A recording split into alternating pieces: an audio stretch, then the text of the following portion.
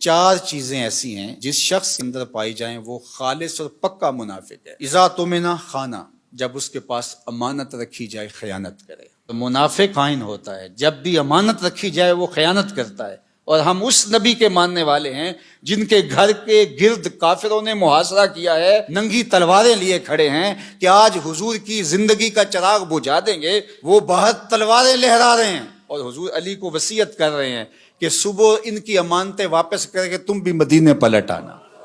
ہم اس نبی کے ماننے والے ہیں، تو کس طرح ہم امانت میں خیانت کر سکتے ہیں؟ اس شخص کا دین ہی نہیں ہے جس کے پاس امانت نہیں ہے۔ اور امانت صرف مال کی نہیں ہے، المجالس بالامانہ۔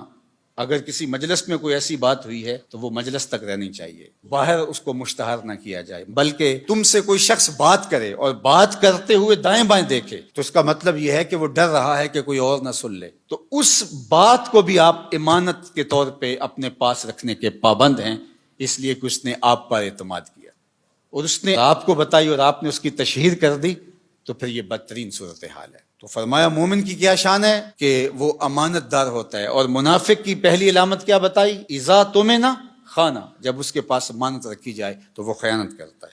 واذا حدث کذب، اور جب وہ بولتا ہے جھوٹ ہی بولتا ہے۔ مومن کا جھوٹ سے تعلق کیا؟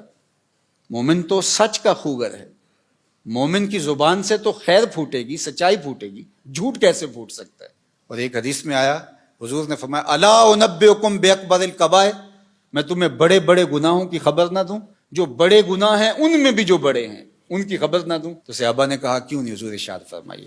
تو آقا کریم نے فرمایا الاشراک باللہ، اللہ کے ساتھ کسی کو شریک ٹھہرانا۔ پھر ارشاد فرمایا وعقوق الوالدین، والدین کی نافرمانی کرنا، وجلس وکانا متکئا۔ تیسری چیز بیان کرنے کے لیے حضور ایسے ٹیک لگائے بیٹھے تھے، حضور نے ٹیک چھوڑ دی، بات کی اہمیت کو اور اجاگر کرنا تھا۔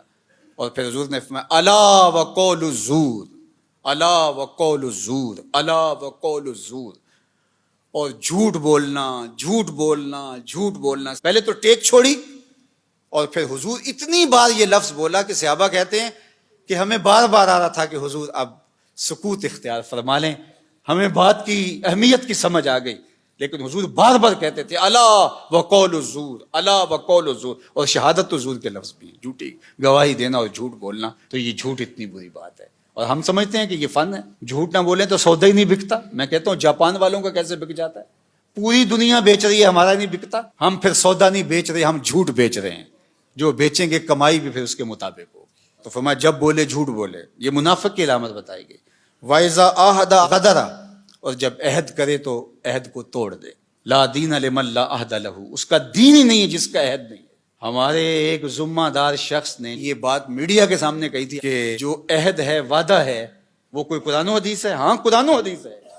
لا دین لمن لا عہد لہ، جس کے پاس عہد کی پاسداری نہیں، اس کے پاس دین ہی نہیں ہے۔ اللہ اکبر، یہ دین ہے ہمارا۔ وَإِذَا خَاصَمَ فَجَرَ، اور فرمایا کہ جب وہ کسی سے لڑتا ہے، جھگڑا ہو جاتا ہے، کسی سے الجھاؤ بن جاتا ہے تو گالیاں بکنا شروع کر دیتا ہے۔